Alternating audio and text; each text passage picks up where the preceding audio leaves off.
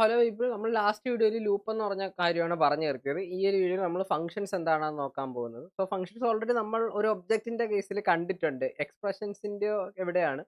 നമ്മൾ കണ്ടിട്ടുണ്ട്, നമ്മൾ ടൈപ്പ് ചെയ്തിട്ടുണ്ട്. പക്ഷേ ഫംഗ്ഷൻ എന്താണെന്നുള്ളത് ഞാൻ കോൺസെപ്റ്റ് ലെവലിൽ പറഞ്ഞു തന്നിട്ടില്ല. ആ ഒരു കാര്യമാണ് നമ്മൾ ഈ ഒരു വീഡിയോയിൽ നോക്കാൻ പോകുന്നത്.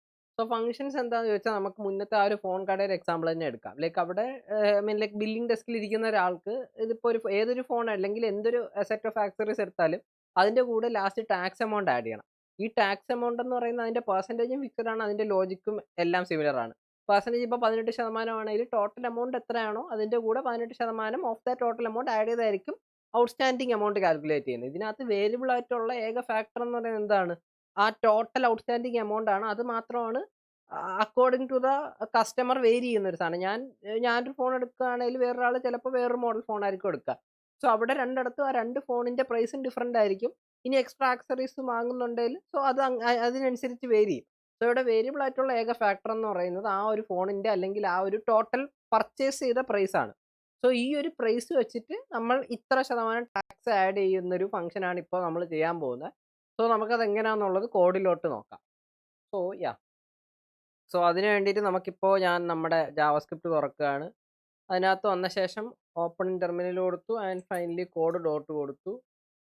നമ്മുടെ VS കോഡ് ഓപ്പൺ ആയി വന്നിട്ടുണ്ട്. ഇതിനകത്ത് ഞാൻ നേരത്തെ പറയാം ഫംഗ്ഷൻസ് കണ്ടിട്ടുണ്ട്. എന്താ ഈ കാണുന്ന പുള്ളിയാണ് ഫംഗ്ഷൻ.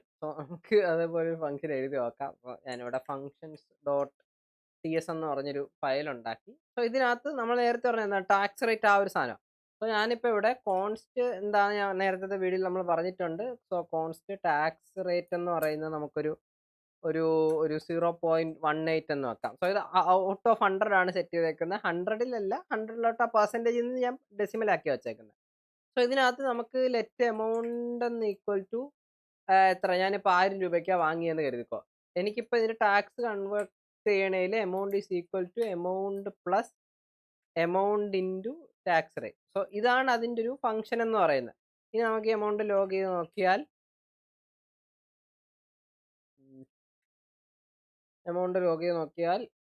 നമുക്കിതൊന്ന് റൺ ചെയ്ത് നോക്കാം ഗൈസ്. നോഡ് ഫങ്ഷൻസ് ഡോട്ട് യാ 18% 1000-ൻ്റെത് ഇറ്റ് ഈസ് പ്രിറ്റി സിമ്പിൾ. കണക്ക് എളുപ്പമാണ്. ഇവിടെ എന്താണ് നടക്കുന്നതെന്ന് കുറച്ച് ഡൗട്ട് ഉണ്ടായിരിക്കും. ഇവിടെ ഓപ്പറേറ്റർ പ്രസിഡൻസ് എന്ന് പറഞ്ഞൊരു സംഭവം സംഭവിക്കുന്നുണ്ട്. അത് നമ്മൾ അടുത്തൊരു വീഡിയോയിൽ പറഞ്ഞുതരാം ഇൻഡെപ്ത് ആയിട്ട്. അതിനൊരു പ്രയോറിറ്റി ചാർട്ട് ടേബിളൊക്കെ ഉണ്ട്, ആദ്യം ഏത് ചെയ്യണം എന്നുള്ളത്. ഇവിടുത്തെ കേസിൽ ആദ്യം ഇത് ചെയ്യും, എന്നിട്ട് ആ എമൗണ്ട് ഇതിൻ്റെ കൂടെ ആഡ് ചെയ്യും. ഓക്കെ, നമ്മൾ മുന്നേ പഠിച്ച ഒരു കോൺസെപ്റ്റ് വെച്ചാണ് ഇതിനെ കുറച്ചുകൂടെ ഒന്ന് വൃത്തിയാക്കാം. കുറച്ചുകൂടെ ഒന്ന് ചെറുതാക്കാം. Amount equal to amount plus നമ്മളിത് പറഞ്ഞായിരുന്നു കോമ്പൗണ്ട് ഓപ്പറേറ്റർ.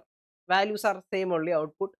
ഇപ്പോൾ ഈ ഒരു രീതിയിൽ നമ്മൾ ചെയ്ത് വെച്ചിട്ടുണ്ടെങ്കിൽ സ്ക്രീൻ ഓക്കെ ഇപ്പോൾ കുറച്ചുകൂടെ നിങ്ങൾക്ക് ക്ലിയർ ആവുമെന്ന് തോന്നുന്നു. ഇവിടെ ഇപ്പോൾ സംഭവം സെയിം ആണ്. ഓക്കെ, ലൈക്ക് ഇതിപ്പോൾ എമൗണ്ട് വെച്ചിട്ടാണ് കാൽക്കുലേറ്റ് ചെയ്യുന്നത്. ഇവിടെ ഈ കോഡെന്ന് പറയുന്നത് റീയൂസ് ചെയ്തിട്ടില്ല. ഇനിയിപ്പോൾ അടുത്ത കസ്റ്റമർ വരുമ്പോഴത്തേക്ക് എനിക്ക് വീണ്ടും എന്ത് ചെയ്യേണ്ടി വരും? അടുത്ത കസ്റ്റമർ വരുമ്പോൾ എമൗണ്ട് ചിലപ്പോൾ അയാൾ 1000-ന് പകരം 2000-നാണ് വാങ്ങുന്നതെങ്കിൽ വീണ്ടും എമൗണ്ട് 2000 ആക്കണം. ടാക്സ് റേറ്റ് വീണ്ടും കാൽക്കുലേറ്റ് ചെയ്യണം.